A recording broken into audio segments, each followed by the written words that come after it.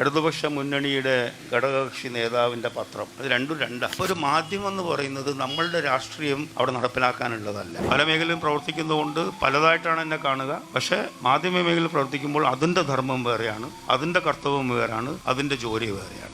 അതിൻ്റെ പാട്ടിൽ നടത്താൻ വിടുക എന്നല്ലാതെ അതിൽ കയറി എൻ്റെ രാഷ്ട്രീയം കളിക്കാൻ ഞാൻ തയ്യാറല്ല. അത് തയ്യാറായി കഴിഞ്ഞാൽ പിന്നെ ഈ മാധ്യമ ധർമ്മം എന്ന് പറയുന്നതിന് അർത്ഥമില്ല. അങ്ങനെ വെച്ച് നോക്കുമ്പോൾ മാതൃഭൂമിയുടെ ഉടമസ്ഥൻ ജമാഅത്തെ ഇസ്ലാമിയാണ്, ഞാനല്ല. ഞാനിതിനെ വിറ്റിട്ടില്ല. പിന്നെ എങ്ങനെ അവർ ഉടമസ്ഥരായെന്ന് എനിക്കറിയില്ല. അത് വിശ്വസിക്കാൻ ആൾക്കാരുണ്ട്. അപ്പം ഞാൻ ചിലപ്പോൾ കമ്മിയാവും, ഞാൻ ചിലപ്പോൾ സംഖ്യയാവും, ഞാൻ ചിലപ്പോൾ സുഡാപ്പിയാവും. കൊങ്ങി എന്നാരും വിളിച്ചിട്ടില്ല. നിങ്ങൾ പറയുന്ന കോർപ്പറേറ്റ് വൽക്കനോട് നടക്കുമ്പോൾ നിങ്ങൾക്ക് പറയാൻ പേരുകൾ ഉണ്ടാവില്ല. ഇന്ന് നിങ്ങൾക്ക് വിമർശിക്കാൻ ശ്രേയാംസ് കുമാർ ഒരു പേര് നിങ്ങൾക്ക് പറയാം, ചൂണ്ടിക്കാട്ട്. ഇന്ത്യയിൽ മീഡിയ മോണോപ്പൊളി വരികയാണ്. മീഡിയ മോണോപ്പൊളി എന്ന് പറഞ്ഞാൽ ജനാധിപത്യത്തിന് ഇത്രയധികം ദോഷകരമായ വേറൊരു സംഗതി ഇല്ല. അത് ഇന്ത്യയിൽ വന്നുകൊണ്ടിരിക്കുക. അതിനെ എതിർക്കണം. ഞങ്ങളൊന്നും കുത്തക മാധ്യമങ്ങളല്ല, കുത്തക മാധ്യമങ്ങൾ വേറെ. എൻ്റെ ചെറുപ്പത്തിൽ ഞാൻ കണ്ടത് ജയിലിൽ കിടക്കുന്ന അച്ഛനെ, വീടും കുടിയുമൊന്നും ഇല്ലാതെ എല്ലാം ജപ്തി ചെയ്ത 7 വയസ്സുകാരനായ എൻ്റെ ഓർമ്മകൾ ഇന്നും അടിയന്തരാവസ്ഥ ഉണ്ട്. അപ്പം ഞങ്ങളൊക്കെ അങ്ങനെ വായിൽ വെള്ളിക്കരൻ്റെ ജനിച്ചൊരു നല്ല കഷ്ടപ്പെട്ട് തന്നെയാണ്. അന്ന് ഈ പൊങ്കാല എന്നൊക്കെ പറയില്ലേ. അപ്പം ഞാൻ ചെയ്യാറത് ഇഗ്നോർ ചെയ്യലാണ്. പക്ഷെ അതിൽ അർത്ഥവത്തായ എന്തെങ്കിലും ഉണ്ടോ എന്ന് ഞാൻ നോക്കാൻ വേണ്ടി പറയും. ഈ വിമർശനങ്ങൾ അത് നമ്മൾ കേൾക്കണം. നിങ്ങളെ കേൾക്കാതെ, ജനങ്ങളെ കേൾക്കാതെ ഇതൊന്നും നടത്താൻ സാധിക്കും. പക്ഷെ അർത്ഥവത്തായ വിമർശനങ്ങൾ മനസ്സിലാവും. മറ്റേത് തെറി ഇങ്ങനെ പറയും, നിന്റെ അച്ഛൻ കുഴിമാടത്ത് പോയത് നന്നായി, അവിടെ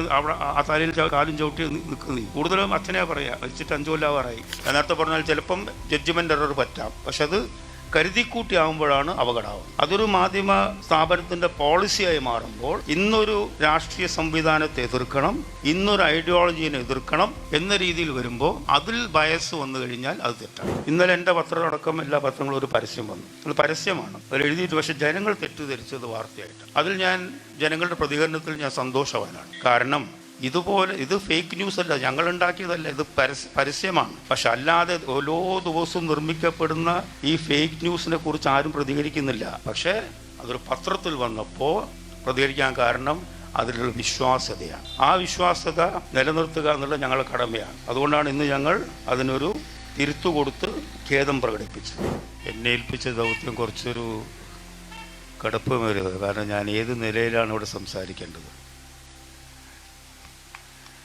സ്വാഗതപ്രാസംഗം പറഞ്ഞു, മാധ്യമ സ്ഥാപനത്തിൻ്റെ മേധാവിയാണ് അദ്ദേഹം. പിന്നെ പറഞ്ഞു ഞാൻ രാഷ്ട്രീയ പാർട്ടിയുടെ അധ്യക്ഷനാണ്, മറ്റുള്ള രംഗങ്ങൾ പ്രവർത്തിക്കുന്നുണ്ട്, ഇടതുപക്ഷ മുന്നണിയുടെ ഭാഗമായി പ്രവർത്തിക്കുന്ന ആളാണ്. ഒരുപക്ഷെ ഏറ്റവും കൂടുതൽ സോഷ്യൽ മീഡിയ ഹാൻഡിലുകളിൽ ഇടതുപക്ഷത്തിൻ്റെ വിമർശനം ഏറ്റുവാങ്ങുന്ന ഒരാളും കൂടിയാണ്. അപ്പോൾ നമുക്ക് പല രീതിയിൽ അപ്രോച്ച് ചെയ്യുന്നു, ബുദ്ധിപരമായിട്ട് സംസാരിക്കാം. അതായത് നിങ്ങളെ കയ്യിലെടുക്കുന്ന രീതിയിലുള്ള നല്ല ചില പ്രയോഗങ്ങളൊക്കെ നടത്താം. എനിക്കത് അറിയില്ല. പിന്നെ മനസ്സെന്ന് സംസാരിക്കുക. പിന്നെ ഞാൻ പ്രവർത്തിക്കുന്ന മേഖലയുമായി ബന്ധപ്പെട്ട ചെറിയ അറിവുകൾ, എൻ്റെ ഒബ്സർവേഷൻസ് ഇവിടെ പങ്കിടാം. വളരെ ചിതറിക്കിടക്കുന്ന ചിന്തകളാണ്. ഞാനിവിടെ ഒരു പ്രിപ്പറേഷനോടുകൂടി വന്നിട്ടില്ല. ഞാൻ എന്ത് സംസാരിക്കണമെന്ന് തീരുമാനിച്ചിട്ടല്ല വന്നത്. ഞാൻ സ്വാഗതപ്രാസംഗത്തിൻ്റെ വാക്കുകൾ കേട്ടു, അധ്യക്ഷൻ്റെ വാക്കുകൾ കേട്ടു. അങ്ങനെ ആ സമയത്ത് തോന്നിയ മനസ്സിൽ രൂപപ്പെട്ട ചില കാര്യങ്ങൾ പറഞ്ഞ പോലെ ഒരു അടുക്കും ചിട്ടയില്ലാത്ത രീതിയിൽ സംസാരിക്കാൻ എനിക്ക് സാധിക്കുള്ളൂ. ഇപ്പോൾ നികേഷിനെ പോലെ ഒന്ന് വാക്ചാതുര്യം എനിക്കില്ല, അതുകൊണ്ട് ക്ഷമിക്കുക. ഇവിടെ CPM-ൻ്റെ ജില്ലാ സമ്മേളനം എല്ലാ ജില്ലകളിലും വിവിധ സെമിനാറുകൾ നടക്കാറുണ്ട്. അതിൻ്റെ ഭാഗമാക്കാൻ സാധിച്ചതിൽ എനിക്ക് വലിയ സന്തോഷവും അഭിമാനവുമുണ്ട്. ഇവിടെ കേരളത്തിൻ്റെ രാഷ്ട്രീയ ചരിത്രം നമ്മൾ പരിശോധിക്കുമ്പോൾ ആദ്യമേ അധികാരത്തിൽ നിന്ന് EMS ഗവൺമെൻറ്റിൻ്റെ കാലം തുടങ്ങി കേരളത്തിലെ സാമൂഹിക സ്ഥിതി മാറ്റുവാനും അന്നുണ്ടായിരുന്ന പല അസമത്വങ്ങളും അനീതികളും ഉച്ചനീചത്വങ്ങളും സമൂഹത്തിലുണ്ടായിരുന്ന ഇഴക്കുകളെല്ലാം തന്നെ മാറ്റി ഒരു ക്ഷേമ സംസ്ഥാനമായി മാറ്റുന്നതിൽ തുടക്കം കുറിച്ചത് ആ ഗവൺമെൻറ്റാണ്. അന്നത്തെ ആ സമയത്ത് സാമൂഹിക വ്യവസ്ഥകൾക്ക് എല്ലാവർക്കും അറിയാം, ഞാനതിലേക്ക് കടക്കുന്നില്ല. നിരവധി സാമൂഹ്യ പരിഷ്കർത്താക്കൾ നമ്മുടെ രാജ്യത്തുണ്ടായിട്ടുണ്ട്, നമ്മുടെ നാട്ടിലുണ്ടായിട്ടുണ്ട്. അതിലേക്കൊന്നും ഞാൻ കടക്കുന്നില്ല. അങ്ങനെ കേരളത്തിൻ്റെ സാമൂഹ്യ ഘടനയെ, സമ്പദ്ഘടനയെ, കേരളം ചിന്തിക്കുന്ന രീതിയെ മാറ്റിമറിച്ച ഒരു പ്രസ്ഥാനത്തിൻ്റെ ഒരു സമ്മേളനത്തിനാണ് ഞാൻ നിൽക്കുന്നത്. എനിക്കറിയാം. അതുപോലെ തന്നെ ആ കാലഘട്ടങ്ങളിൽ ഈ സാമൂഹ്യ പരിഷ്കരണത്തിന് മാധ്യമങ്ങളും വലിയ പങ്ക് വഹിച്ചിട്ടുണ്ട്. അന്നത്തെ സാമൂഹ്യ സാഹചര്യങ്ങൾ, ഇപ്പം ഞാൻ റെപ്രസെൻ്റ് ചെയ്യുന്ന മാതൃഭൂമിയാണ്. സ്വാതന്ത്ര്യ സമരത്തിൻ്റെ ഭാഗമായി തുടങ്ങിയ ഒരു സ്ഥാപനം എന്ന നിലയ്ക്ക് അന്ന് സമൂഹത്തിൽ കണ്ടുവന്ന പല കാര്യങ്ങളിലും വളരെ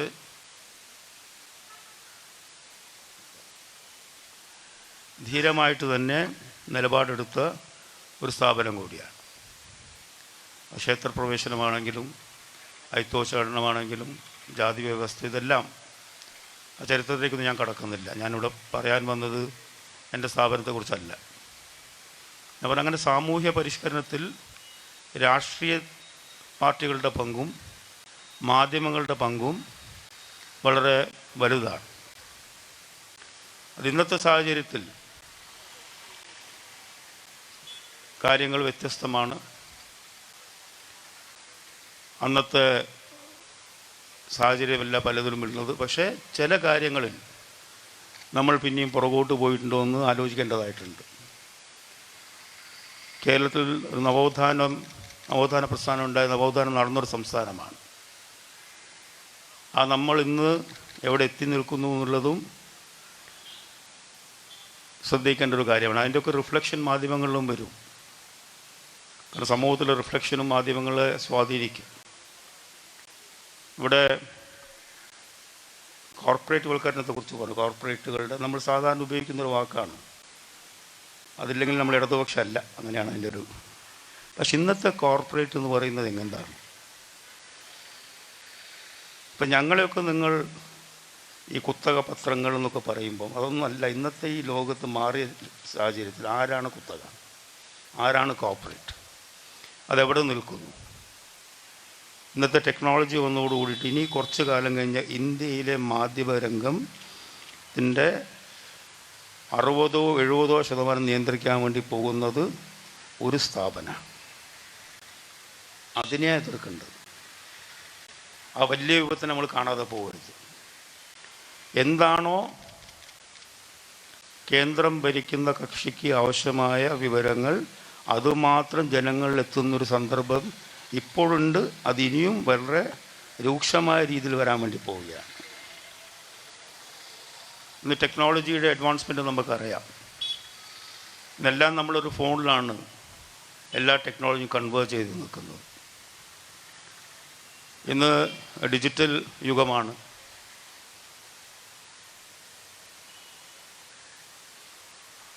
ചാനലുകളുടെ ഡിസ്ട്രിബ്യൂഷൻ,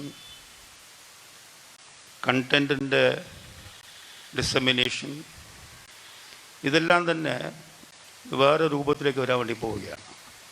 ഇപ്പം നികേഷൊക്കെ ചാനൽ പ്രവർത്തിച്ച ആളാണ്.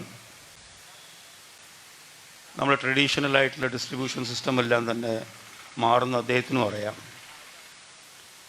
ഇന്ന് ഇന്ത്യയിലെ ഏറ്റവും വലിയ മൊബൈൽ സേവനദാതാവ് ജിയോ ആണ്. ഏകദേശം 60-65 കോടി യൂസേഴ്സ് ഉണ്ട്. ഇന്ന് ഇന്ത്യയിലെ ഏറ്റവും വലിയ മാധ്യമ ശൃംഖല ഏതാണെന്നറിയോ? റിലയൻസ് ആണ്. വയാക്കോം മുഖാന്തരം അവർ ഏറ്റെടുത്ത സ്ഥാപനങ്ങൾ, ഇനി ഏറ്റെടുക്കാൻ വേണ്ടി പോകുന്ന സ്ഥാപനങ്ങൾ, ഇന്ത്യയിലെ IT മേഖലയിൽ വന്നിട്ടുള്ള നിയമത്തിലെ മാറ്റങ്ങൾ, 2021 അമെൻമെൻറ്റ്, അതിനുള്ള 3 ടയർ മോണിറ്ററിംഗ് സിസ്റ്റം, ഇതെല്ലാം കൂടി വരുമ്പോൾ അവസാനം സംഭവിക്കാൻ വേണ്ടി പോകുന്നത് ഒരു റിലയൻസ് കണക്ഷനിലുള്ള ഒരാൾ, അങ്ങനെ സാധാരണ ഒരു സ്മാർട്ട് ഫോണിന് 16-32 GB ഉള്ള ആൾക്കാർക്ക് സ്വാഭാവികം നിരവധി ആപ്ലിക്കേഷൻസ് അതിൽ ഡൗൺലോഡ് ചെയ്യാൻ സാധിക്കില്ല. അപ്പോൾ എല്ലാം കൂടി ഒരു കുടക്കീഴിൽ ജിയോയിൽ പോയി കഴിഞ്ഞാൽ പിന്നെ വാർത്തകൾ നിങ്ങൾ ആശ്രയിക്കുക ചെയ്യുമല്ല. കാരണം ചാനലുകൾ അതുപോലെയുള്ള ഡിജിറ്റൽ മേഖലയിലെ വെറും എൻ്റർടൈൻമെൻറ്റിന് മാത്രമേ ഞാൻ വാർത്താ മേഖലയിലെ കാര്യങ്ങളാണ് ഞാൻ പറയുന്നത്. അവരുടെ നിയന്ത്രണത്തിൽ വരുമ്പോൾ അതിലൂടെ നിങ്ങൾക്ക് കിട്ടുന്ന വിവരങ്ങളാണ് ഇനി കുറച്ച് കാലം കഴിഞ്ഞാൽ ഈ പറയുന്ന പ്ലൂറാലിറ്റി, ബഹുസ്വരത മാധ്യമങ്ങളുടെ അതിന് എത്രത്തോളം നാളെ സാധ്യമാവുമെന്നുള്ളത് അതാണ് ആലോചിക്കേണ്ടത്. നമ്മളുടെ ഒരു കേരളത്തിൻ്റെ ആ ഒരു ചുറ്റുപാടിൽ നിന്നുകൊണ്ട് മാത്രം ചിന്തിച്ചാൽ പോരാ. കോർപ്പറേറ്റ് വൽക്കരണം എന്ന് പറയുന്നത്, മൊണോപ്പൊളി എന്ന് പറയുന്നത് അത് വേറൊരു ലെവലിലാണ് പോയിക്കൊണ്ടിരിക്കുന്നത്. അപ്പം സ്വാഭാവികമായിട്ടും വൈവിധ്യമാർന്ന ഒരു രാജ്യത്ത് വാർത്തകളുടെ വൈവിധ്യം കൂടി ഏറ്റവും പ്രധാനപ്പെട്ട ഒന്നാണ്. അത് പരിമിതപ്പെട്ടു പോകുമ്പോൾ ജനാധിപത്യ വ്യവസ്ഥയിൽ എന്ത് സംഭവിക്കും? അത് വളരെ അപകടം നിറഞ്ഞൊരു ചോദ്യമാണ്. അതിലേക്ക് ഞാൻ കൂടുതൽ കടക്കുന്നില്ല. കാരണം അത് ഇനി അനുഭവത്തിലൂടെ നമ്മളെല്ലാം അറിയാൻ വേണ്ടി പോകുന്ന ഒന്നാണ്. അപ്പോൾ നമ്മൾ എന്താ പ്രസംഗിക്കേണ്ടതെന്ന് ഇപ്പം കൂടി ചിന്തിച്ചു വെക്കണം. കാരണം നമ്മളുടെ വാക്കുകൾ കേൾക്കുക. ഇപ്പം നിങ്ങൾ പറയുന്ന, ഇല്ലെങ്കിൽ കേരളത്തിലെ പൊതുസമൂഹം പറയുന്ന ഏത് രാഷ്ട്രീയ പാർട്ടി ആവട്ടെ, ഏത് സാധാരണക്കാരനാവട്ടെ, അവർക്ക് പറയാൻ കേൾക്കാൻ ഇപ്പോൾ എൻ്റെ സ്ഥാപനം സംബന്ധിച്ചോളം ഞാനുണ്ട്, ഇല്ലെങ്കിൽ വേറെ ആൾക്കാരുണ്ട്. ഇവർ മേധാവികളായി വരുമ്പോൾ നിങ്ങൾ ആരോട് പറയും? നിങ്ങളുടെ ഒരു പ്രതിഷേധം നിങ്ങൾ ആരെ അറിയിക്കും? അവർ നിശ്ചയിക്കും ഇന്ത്യയിലെ ജനങ്ങൾ ഇതറിഞ്ഞാൽ മതി. അതിലേക്ക് നമ്മളറിയാതെ വഴുതി. ഇപ്പോൾ അതാണ് ടെക്നോളജിയുടെ ഒരു രീതി. നമ്മളറിയാതെ തന്നെ അടിമപ്പെട്ടു പോകും. ഇപ്പോൾ നമ്മൾക്ക് തന്നെ ഫോണില്ലാതെ സാധിക്കില്ല. ഫോൺ നമ്പറുകൾ നമുക്കറിയില്ല. നമ്മളുടെ ബുദ്ധിയെ മുഴുവൻ, നമ്മുടെ ചിന്തയെ മുഴുവൻ നമ്മൾ ഇതിലേക്ക് അടിമപ്പെടുത്തിയിരിക്കുകയാണ്. വന്നു ആർട്ടിഫിഷ്യൽ ഇൻ്റലിജൻസ്, ഡീപ്പ് ഫേക്ക് ഉണ്ട്. അപ്പം നമ്മളറിയാതെ തന്നെ അതിൻ്റെ ഭാഗമായി മാറും. ലോകത്തിൽ തന്നെ മാധ്യമ സ്വാതന്ത്ര്യ ഇൻഡെക്സിൽ ഇന്ത്യ വളരെ പുറകിലാണ്. അഭിപ്രായ സ്വാതന്ത്ര്യം, ജനാധിപത്യ രാജ്യമാണെന്ന് ഓർക്കണം. കാരണം ഇവിടെ നിങ്ങൾ പറഞ്ഞത് ശരിയാണ്, മാധ്യമങ്ങൾ നിയന്ത്രിക്കപ്പെടുന്നുണ്ട്. പക്ഷേ ഏത് മാധ്യമങ്ങൾ? അത് അടക്കി പറയാൻ പാടില്ല. അത് നിയന്ത്രിക്കപ്പെടുന്ന മാധ്യമങ്ങളുണ്ട് ഇവിടെ. കാരണം ഞാൻ മാധ്യമ മേഖല എല്ലാവിധ അതിൻ്റെ ഇൻഡസ്ട്രി ബോഡിയിലും ഞാനുണ്ട്. ഞാൻ INS പ്രസിഡൻ്റാണ്, ന്യൂസ് ബ്രോഡ്കാസ്റ്റിംഗ് ആൻഡ് ഡിജിറ്റൽ അസോസിയേഷൻ്റെ വൈസ് പ്രസിഡൻ്റാണ്, PTIയുടെ ഡയറക്ടറാണ്. ഈ മേഖലയിലെ കാര്യങ്ങൾ കുറേം കൂടി അതിൽ വരുന്ന സമ്മർദ്ദങ്ങളും എനിക്കറിയാം. അതിൽ നിന്ന് എത്രയോ വ്യത്യസ്തമാണ് കേരളം. കേരളത്തിൽ ഇന്നും അത്തരത്തിലുള്ള നിയന്ത്രണങ്ങളില്ല. ഇന്നിപ്പം മീഡിയയെ മോണിറ്റർ ചെയ്യുന്ന രീതി, അതൊക്കെ നിങ്ങൾ ഞെട്ടിപ്പോവും, അത്ഭുതപ്പെട്ടു പോവും. അതിൻ്റെ ഡെപ്ത് എന്താണെന്നുള്ളത്. അതിനൊരു പ്രത്യേക പല രീതിയിലുള്ള മോണിറ്ററിങ് സെല്ലുകളുണ്ട്. അത് വെച്ച് എങ്ങനെ സ്വാധീനിക്കുന്നു, എങ്ങനെ ഇവിടുത്തെ സംവിധാനങ്ങൾ വെച്ചുകൊണ്ട് മാധ്യമ മേഖലയെ കീഴ്പ്പെടുത്തുന്നു, അതെല്ലാം നിങ്ങൾ കാണേണ്ടത് കേരളത്തിന് പുറത്തു പോയിട്ടാണ്.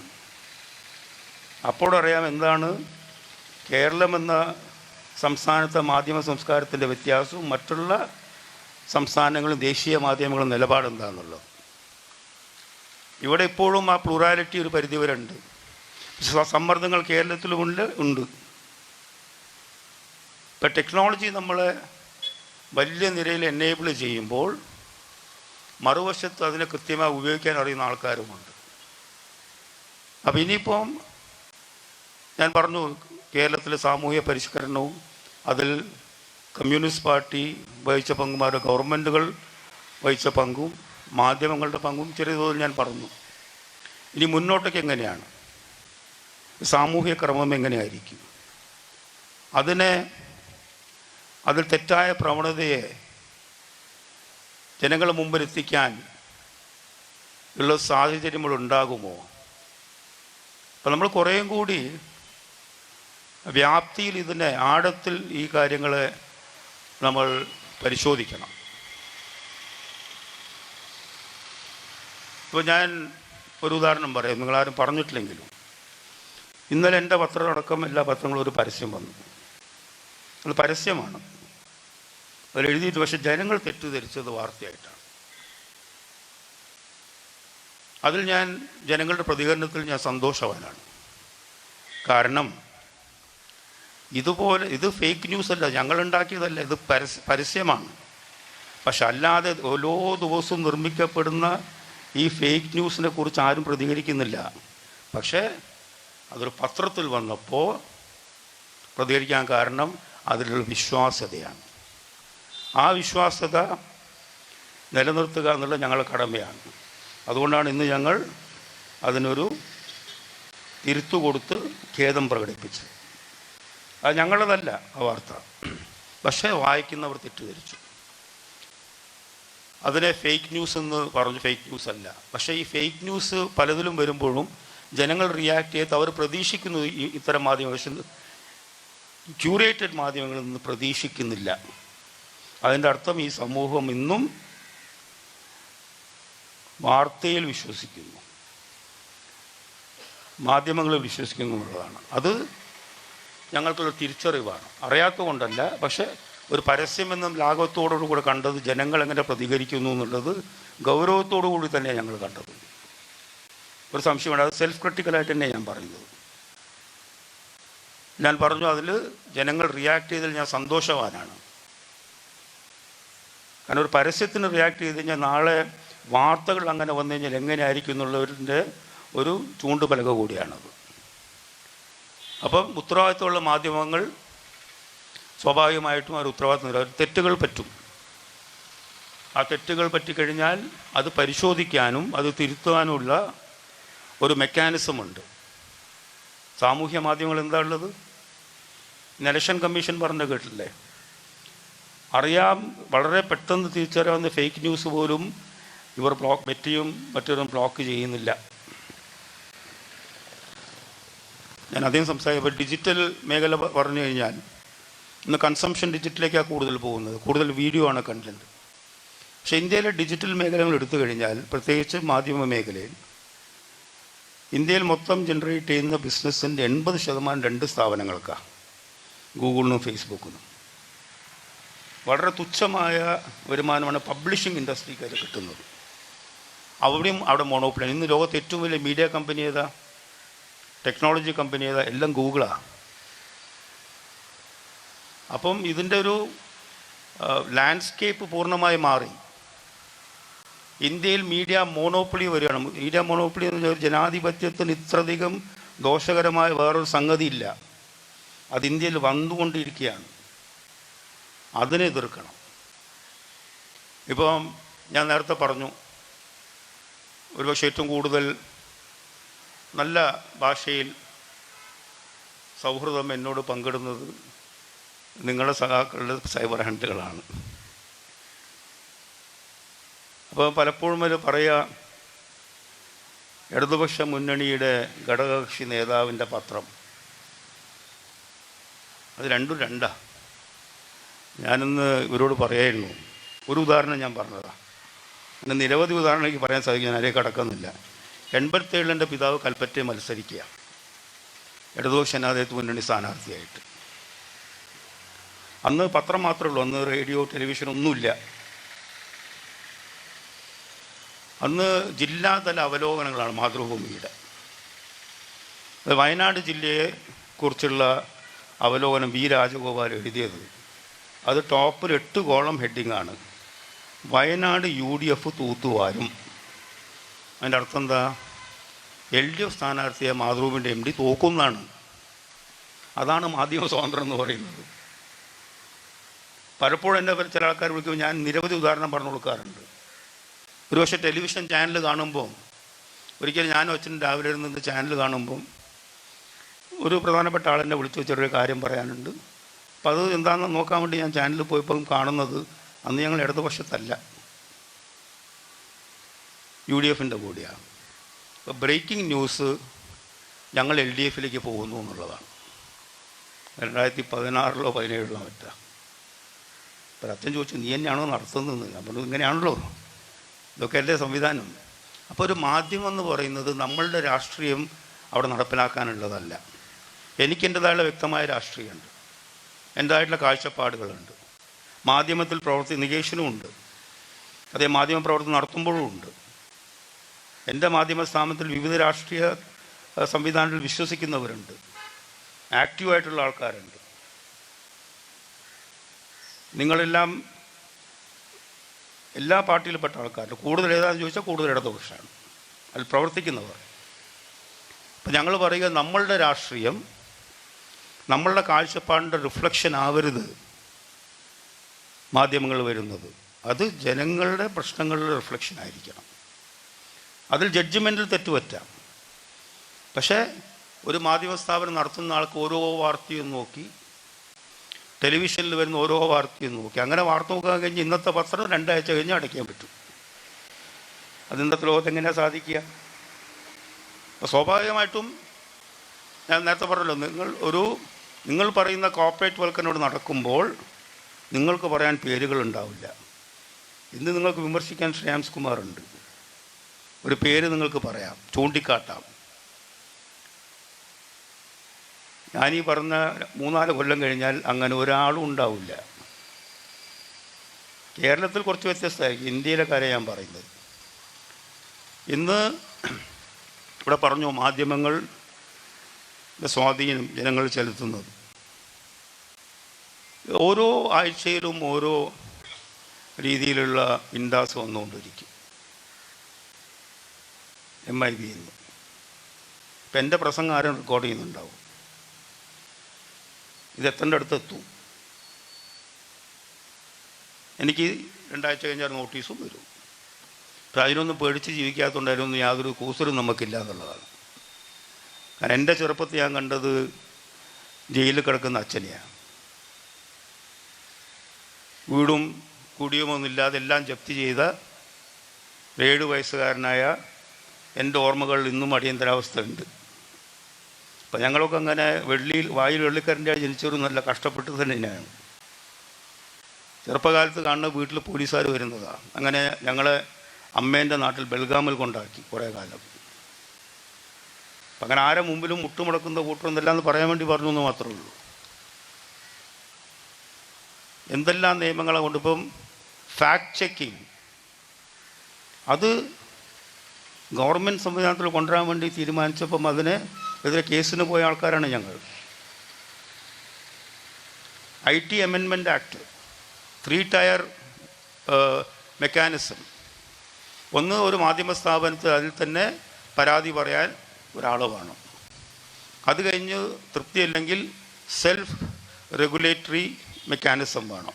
അതായത് ആ സംഘടനയ്ക്കൊരു റെഗുലേറ്ററി മെക്കാനിസം വേണം. അതിലും തൃപ്തിയല്ലെങ്കിൽ നേരെ പോവുക ജോയിൻറ്റ് സെക്രട്ടറി MIBക്കാണ്. അപ്പം അവർ നിശ്ചയിക്കും ഈ മാധ്യമ സ്ഥാപനത്തിൽ വന്ന വാർത്ത അംഗീകരിക്കണോ വേണ്ടിയോ, ഇത് തൽക്കാലത്തേക്ക് പൂട്ടിക്കണോ തീരുമാനിക്കുന്നത് joint secretary to INB ministry. അതാണ് പുതിയ നിയമം. അതിനെതിരെ ഞങ്ങൾ സുപ്രീം കോടതിയിൽ ഫൈറ്റ് ചെയ്തുകൊണ്ടിരിക്കുകയാണ്. അപ്പം മാധ്യമങ്ങളുടെ മേലെ വരുന്ന നിയന്ത്രണങ്ങൾ നമ്മൾ ഉദ്ദേശിക്കുന്നതിനേക്കാളും അപ്പുറത്തേക്കാണ്. അതിന് വഴങ്ങാത്തവരെ എങ്ങനെ അവരെ ഇതിലേക്ക് കൊണ്ടുവരാമെന്നുള്ള ശ്രമം കൂടി നടക്കുന്നുണ്ട്. ഞാൻ അതിലേക്ക് കൂടുതൽ പോകുന്നില്ല, അവസാനിപ്പിക്കാം. അപ്പോൾ നമ്മൾ കാണേണ്ടത് ഈ ലാർജർ പിക്ചർ നമ്മൾ കാണണം. നമ്മൾ പെട്ടെന്ന് എതിർക്കാൻ പറ്റുന്ന എതിർക്കുമ്പോൾ അപ്പുറത്ത് ശക്തി പ്രാപിക്കുന്ന വലിയ ആൾക്കാരുണ്ട്, എതിർക്കപ്പെടാതെ പോകുന്നവർ. അവരെതിർക്കാൻ സാധിക്കണം. ആ മീഡിയ മോണോപ്പൊളി ഇല്ലാതെയാക്കാൻ സാധിക്കണം. മാധ്യമങ്ങളുടെ ബഹുസ്വരം നിലനിർത്താൻ വേണ്ടി ജനാധിപത്യത്തിൽ അതിൻ്റെ ആവശ്യകതയെക്കുറിച്ച് നമ്മൾ ബോധവാന്മാരാകണം. അവിടെയാണ് യഥാർത്ഥ ഫൈറ്റ് കിടക്കുന്നത്. ഞങ്ങളൊന്നും കുത്തക മാധ്യമങ്ങളല്ല, കുത്തക മാധ്യമങ്ങൾ വേറെയാണ്. അതിൻ്റെ ഡെഫിനിഷൻ മാറ്റണം നിങ്ങളിനി. ആ കാലഘട്ടം കഴിഞ്ഞു. അങ്ങനെയുള്ള ഒരു പ്രതലത്തിലാണ് നമ്മളിപ്പോൾ നിൽക്കുന്നത്. ഇപ്പം ഏത് പത്രം വാങ്ങണം, ഏത് ചാനൽ കാണണം, ഏത് ഡിജിറ്റൽ മീഡിയ, അവനവൻ്റെ അവകാശങ്ങളാണ്. അതുവരെ തടയപ്പെടുന്നില്ല ഇവിടെ. ആ അവകാശത്തിന് പോലെ ഇവിടെ പല സ്ഥലങ്ങളിലും പ്രശ്നങ്ങളില്ലേ? ഇഷ്ടപ്പെടുന്നത് വാങ്ങാൻ സാധിക്കുന്നുണ്ടോ? അപ്പോൾ ഇതിനെ കാണുമ്പോൾ നമുക്ക് ഒരു വശത്തു നിന്ന് വിമർശിക്കുമ്പോൾ അതിൻ്റെ മറുവശവും കൂടി കാണാൻ ശ്രമിക്കണം. അതുപോലെ തന്നെയാണ് ഞങ്ങളുടെ ഉത്തരവാദിത്വം. നമ്മൾ വിമർശിക്കുമ്പോൾ അതിൻ്റെ മറുവശവും കൂടി കാണണം. ഇപ്പം മാധ്യമങ്ങളുടെ ചുമതല എന്ന് പറയുന്നത് വാർത്തയിൽ എന്താണോ ശരിയെന്ന് തോന്നുന്നു കൊടുക്കുക എന്നുള്ളതാണ്. ഞാൻ നേരത്തെ പറഞ്ഞാൽ ചിലപ്പം ജഡ്ജ്മെൻ്റ് എറർ പറ്റാം, പക്ഷെ അത് കരുതിക്കൂട്ടി ആകുമ്പോഴാണ് അപകടമാവുന്നത്. അതൊരു മാധ്യമ സ്ഥാപനത്തിൻ്റെ പോളിസിയായി മാറുമ്പോൾ ഇന്നൊരു രാഷ്ട്രീയ സംവിധാനത്തെ എതിർക്കണം, ഇന്നൊരു ഐഡിയോളജീനെ എതിർക്കണം എന്ന രീതിയിൽ വരുമ്പോൾ അതിൽ ബയസ് വന്നു കഴിഞ്ഞാൽ അത് തെറ്റാണ്. ഇപ്പം ഈ ഫേക്ക് ന്യൂസിൻ്റെ കാര്യം ഞാൻ പറഞ്ഞു. ഇപ്പം പലരും വിചാരിച്ചിട്ടുള്ളത് ഈ ചില സന്ദർഭങ്ങളിൽ ഇങ്ങനെ പല വാർത്തകൾ ഇറങ്ങും. അങ്ങനെ വെച്ച് നോക്കുമ്പോൾ മാതൃഭൂമിയുടെ ഉടമസ്ഥൻ ജമായത്തെ ഇസ്ലാമിയാണ്, ഞാനല്ല. ഞാനിതിനെ വിറ്റിട്ടില്ല, പിന്നെ എങ്ങനെ അവർ ഉടമസ്ഥരായെന്ന് എനിക്കറിയില്ല. അത് വിശ്വസിക്കാൻ ആൾക്കാരുണ്ട്. അപ്പോൾ ഞാൻ ചിലപ്പോൾ കമ്മിയാവും, ഞാൻ ചിലപ്പോൾ സംഖ്യയാവും, ഞാൻ ചിലപ്പോൾ സുഡാപ്പിയാവും. കൊങ്ങി എന്നാരും വിളിച്ചിട്ടില്ല. ഇത് ഈ മേഖലയിൽ പ്രവർത്തിക്കുമ്പോൾ നമ്മൾ ഒരുപക്ഷെ നേരിടേണ്ട, അല്ലെങ്കിൽ സ്വാഭാവികമായിട്ടും പ്രത്യേകിച്ച് വളരെ സ്വതന്ത്രമായി നിൽക്കുന്ന മാധ്യമ, ഞാൻ പറഞ്ഞില്ല, മാതൃഭൂമിയിൽ നമുക്കെതിരെ വന്ന വാർത്തകൾ ഇഷ്ടം പോലെ ഉണ്ട്. പത്രത്തിലും ചാനൽ, ഞാൻ വേണമെങ്കിൽ അതൊരു കട്ട് ചെയ്ത് നിങ്ങൾക്ക് അയച്ചു തരാം. അതാണ് അതിൻ്റെ സ്വഭാവം. മാതൃഭൂമിയുടെ DNA അതാണ്. ആ സ്വാതന്ത്ര്യം ഇന്നുണ്ട്. അപ്പം ഈ സാമൂഹ്യ മാധ്യമങ്ങളിലൂടെ ഇൻഫ്ലുവൻസ് ചെയ്യണം, അതായത് സ്വാധീനിക്കാൻ ശ്രമിക്കുകയാണ്. ഇപ്പം എന്തിനും ബഹിഷ്കരണ. പണ്ടൊക്കെ ക്രിയാത്മകമായ ചർച്ചകളാണ്. ഇന്ന് അത് മാറിയിട്ട് ഞങ്ങൾ ബഹിഷ്കരിക്കും, ഞങ്ങൾ നിങ്ങളെ പത്രത്തെ ബഹിഷ്കരിക്കും. അത് ജനാധിപത്യത്തിൽ അസഹിഷ്ണുതയാണത്. സംവാദമാണ് വേണ്ടത്. തെറ്റുകളുണ്ടെങ്കിൽ ചൂണ്ടിക്കാട്ടണം, എതിർപ്പുണ്ടെങ്കിൽ അറിയിക്കണം. ആ എതിർപ്പിനെ എങ്ങനെ മാധ്യമ സ്ഥാപനം കാണുന്നു എന്ന് വിലയിരുത്തണം. നിങ്ങളുടെ ശബ്ദത്തെ, നിങ്ങളുടെ അഭിപ്രായത്തെ എങ്ങനെ വിലയിരുത്തുന്നു എന്ന് നോക്കണം. എളുപ്പത്തിൽ ബഹിഷ്കരിക്കുമെന്ന് പറഞ്ഞ് മാധ്യമങ്ങളെല്ലാം തന്നെ ഒരു സമ്മർദ്ദത്തിൻ്റെ ഒരു എന്താ പറയുക ചുമരുകൾക്കിടയിലാക്കി ഞങ്ങൾക്ക് ആവശ്യമുള്ളത് മാത്രം വന്നാൽ മതി എന്ന് പറയുന്നത് വാസ്തവം പറഞ്ഞു കഴിഞ്ഞാൽ അതും മാധ്യമ സ്വാതന്ത്ര്യത്തിനെതിരെയുള്ള ഒരു പ്രവർത്തനം തന്നെയാണ്. വാർത്തയിലെ ശരിയല്ല, അതെനിക്കെതിരാണോ, ഞാൻ പ്രതിനിധാനം ചെയ്യുന്ന ഏതെങ്കിലും സംഘടനയോ ഏതെങ്കിലും പ്രസ്ഥാനത്തിനെതിരാണോ, അപ്പോൾ അതിനെ എതിർക്കുക എങ്ങനെയാണ്? വസ്തുനിഷ്ഠമായിട്ട് എതിർക്കുക. ഒരു പോയിന്റ് പറഞ്ഞു, ഇന്ന സംഗതികൾ നിങ്ങൾ പറഞ്ഞതിൽ ഇന്നത് ശരിയല്ല. ഇതിപ്പോൾ ചെയ്യുന്നത് വെച്ച് കഴിഞ്ഞാൽ വന്ന് ഈ പൊങ്കാല എന്നൊക്കെ പറയില്ലേ, അപ്പം ഞാൻ ചെയ്യാറത് ഇഗ്നോർ ചെയ്യലാണ്. പക്ഷെ അതിൽ അർത്ഥവത്തായ എന്തെങ്കിലും ഉണ്ടോ എന്ന് ഞാൻ നോക്കാൻ വേണ്ടി പറയും ഈ വിമർശനങ്ങളിൽ. കാരണം അത് നമ്മൾ കേൾക്കണം. നിങ്ങളെ കേൾക്കാതെ, ജനങ്ങളെ കേൾക്കാതെ ഇതൊന്നും നടത്താൻ സാധിക്കില്ല. പക്ഷെ അർത്ഥവത്തായ വിമർശനങ്ങൾ മനസ്സിലാകും. മറ്റേത് തെറി ഇങ്ങനെ പറയും, നിൻ്റെ അച്ഛൻ കുഴിമാടത്ത് പോയത് നന്നായി, അവിടെ ആ തലയിൽ കാലും ചവിട്ടി നിൽക്കും നീ. കൂടുതലും അച്ഛനെ പറയുക, മരിച്ചിട്ട് 5 കൊല്ലാവാറായി.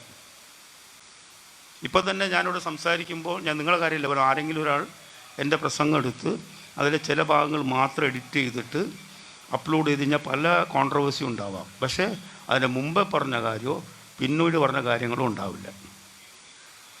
ഇന്ന് ടെക്നോളജി അതിനെ അനുവദിക്കുന്നു. ഇന്ന് എല്ലാവരും എംപവേർഡാണ്. എല്ലാവരും വാർത്തകൾ സൃഷ്ടിക്കുന്നു. ഏത് വാർത്തയെ വിശ്വസിക്കണം? കോടിക്കണക്കിന് ഡിജിറ്റൽ മാധ്യമങ്ങളുണ്ട്, ഏതിനെ വിശ്വസിക്കണം? ഈ ഒരു ചോദ്യം ജനങ്ങളുടെ മനസ്സിലുണ്ട്. അവിടെയാണ് കുറേയും കൂടി ക്യൂറേറ്റഡ് ആയിട്ടുള്ള മാധ്യമങ്ങളെ നമുക്ക് ആശ്രയിക്കാവുന്നത്. ഞാൻ അവസാനിപ്പിക്കുകയാണ്. ഒരു കാര്യം കൂടി ഞാൻ അടിവരട്ട് പറഞ്ഞു, ദേശീയ തലത്തിലുള്ള മാധ്യമങ്ങളോ മറ്റുള്ള സംസ്ഥാനങ്ങളിലെ മാധ്യമങ്ങളോ തമ്മിലുള്ള ആ രീതിയിൽ കേരളത്തിലെ മാധ്യമങ്ങളെ ഒരിക്കലും നിങ്ങൾ കാണരുത്. കാരണം അതെന്താണ് എന്ന് മനസ്സിലാക്കിയാൽ മാത്രമേ അതിൻ്റെ വ്യാപ്തി നിങ്ങൾക്കറിയൂ. ഒരു ഇലക്ഷനിൽ എങ്ങനെ ഒരേ സ്വരത്തിൽ, ഞാനൊരിക്കലും പ്രമുഖ ഇന്ത്യയിൽ തന്നെ ഏറ്റവും ടോപ്പ് ഇംഗ്ലീഷ് ടെലിവിഷൻ ചാനലിലെ അതിൻ്റെ സിഇഒനോട് ഞാൻ സംസാരിക്കുമ്പോൾ അതേപോലെ we don't give space for the left in ആ ചാനൽ, ഞങ്ങൾ അവർക്ക് ഇടം കൊടുക്കില്ല എന്നാണ്. അതെങ്ങനെയാണ് കൊടുക്കാതിരിക്കുക? വലുതോ ചെറുതോ ജനാധിപത്യത്തിൽ അഭിപ്രായം പറയാനുള്ള സ്വാതന്ത്ര്യം എല്ലാവർക്കും ഇല്ലേ? രാഷ്ട്രീയ പാർട്ടിക്കില്ല. ആ രാഷ്ട്രീയ പാർട്ടിയുടെ അഭിപ്രായങ്ങൾ ഞങ്ങൾ ജനങ്ങളുടെ മുമ്പിൽ എത്തിക്കില്ല. ഇങ്ങനെയുണ്ടോ കേരളത്തിൽ? ഏതെങ്കിലും സംവിധാനത്തിൽ നിന്ന് മാത്രം പറയുന്ന വാർത്തകൾ മാത്രം കൊടുക്കുന്ന ഒരു സംവിധാനം കേരളത്തിലുണ്ടോ? ഞാൻ അത്ഭുതപ്പെട്ട് 2019 ഞാൻ UP ബീഹാറിൽ പോയി ഇലക്ഷൻ്റെ സമയത്ത്. ഗ്രാമങ്ങളിലാണ് ഞാൻ പോയത്, ഉൾപ്രദേശങ്ങളിൽ. അവിടെ മിക്കവാറും വായന അറിയാത്ത ആൾക്കാർ പോലും ഒരൊറ്റ കാര്യമേ പറയുന്നുള്ളൂ, ദേശ് കി സുരക്ഷ. എങ്ങനെ അവിടെ എത്തുന്നത്? അതിലെ മാധ്യമങ്ങളുടെ പങ്കെന്താണ്? ഏകപക്ഷീയമായി ഒരേ കാര്യം മാത്രം പരത്തുന്ന മാധ്യമങ്ങളും ബഹുസ്വരത പരത്തുന്ന മാധ്യമങ്ങളും തമ്മിലുള്ള വ്യത്യാസം നമ്മളെല്ലാവരും മനസ്സിലാക്കണം. ഞാൻ പറഞ്ഞതുപോലെ വിമർശനം വേണം, ക്രിയാത്മകമായിരിക്കണം, അത് ഉൾക്കൊള്ളണം, അത് മനസ്സിലാക്കണം. ഒരു മാധ്യമ സ്ഥാപനത്തിൽ പ്രവർത്തിക്കുമ്പോൾ അവനവൻ്റെ രാഷ്ട്രീയമല്ല, മറിച്ച് എൻ്റെ രാഷ്ട്രീയം നടപ്പിലാക്കാൻ വേണ്ടിയിട്ടല്ലല്ലോ. അത് രാഷ്ട്രീയ പാർട്ടികളുടെ പത്രങ്ങൾക്ക് സാധിക്കും, മാധ്യമങ്ങൾക്ക് സാധിക്കും. കാരണം അതിൻ്റെ ലക്ഷ്യം അതാണ്. പക്ഷെ സ്വതന്ത്രമായി പ്രവർത്തിക്കുന്ന മാധ്യമ സ്ഥാപനങ്ങൾക്ക് സാധിക്കില്ല. വാർത്ത പോലെ കൊടുക്കുക, അതിൻ്റെ മറുവശം ഉണ്ടെങ്കിൽ അതും കൊടുക്കുക. അതല്ലാതെ എൻ്റെ രാഷ്ട്രീയം ഇതാണ്, അതുകൊണ്ട് എല്ലാവരും ഈ നയം പിന്തുടരണമെന്ന് പറയാൻ അവകാശം എനിക്കില്ല. അത് പറഞ്ഞു കഴിഞ്ഞാൽ അതോടുകൂടി ആ മാധ്യമധർമ്മം അവിടെ അവസാനിക്കുകയാണ്. അതുകൊണ്ട് ഇവിടെ നല്ല ചർച്ചകൾ നടക്കട്ടെ. ഈ തരത്തിലുള്ള സംവാദങ്ങൾ വളരെ നല്ലതാണ്. ഞാൻ പറഞ്ഞ പോലെ എനിക്കൊരു കൺഫ്യൂഷനുണ്ട്, ഞാൻ ഏത് നിലയ്ക്കാണ് സംസാരിക്കേണ്ടത്. പ്യുവർലി മാധ്യമമാണെന്നുണ്ടെങ്കിൽ വേറെ ലെവലിൽ സംസാരിക്കാം. പക്ഷെ എല്ലാം കൂടി കൂടിക്കലർന്ന ഒരാളായിപ്പോയി. അതിപ്പോൾ എങ്ങനെ മാറ്റിയെടുക്കാൻ പറ്റും ഞാൻ ആലോചിച്ചുകൊണ്ടിരിക്കുക. അത് വേറെ പ്രശ്നം, ഇവിടെ ചർച്ച ചെയ്യേണ്ടതല്ല. അപ്പം പല മേഖലയിലും പ്രവർത്തിക്കുന്നതുകൊണ്ട് പലതായിട്ടാണ് എന്നെ കാണുക. പക്ഷേ മാധ്യമ മേഖലയിൽ പ്രവർത്തിക്കുമ്പോൾ അതിൻ്റെ ധർമ്മം വേറെയാണ്, അതിൻ്റെ കർത്തവ്യം വേറെയാണ്, അതിൻ്റെ ജോലി വേറെയാണ്. അതിൻ്റെ പാട്ടിൽ നടത്താൻ വിടുക എന്നല്ലാതെ അതിൽ കയറി എൻ്റെ രാഷ്ട്രീയം കളിക്കാൻ ഞാൻ തയ്യാറല്ല. അത് തയ്യാറായി കഴിഞ്ഞാൽ പിന്നെ ഈ മാധ്യമധർമ്മം എന്ന് പറയുന്നതിന് അർത്ഥമില്ല.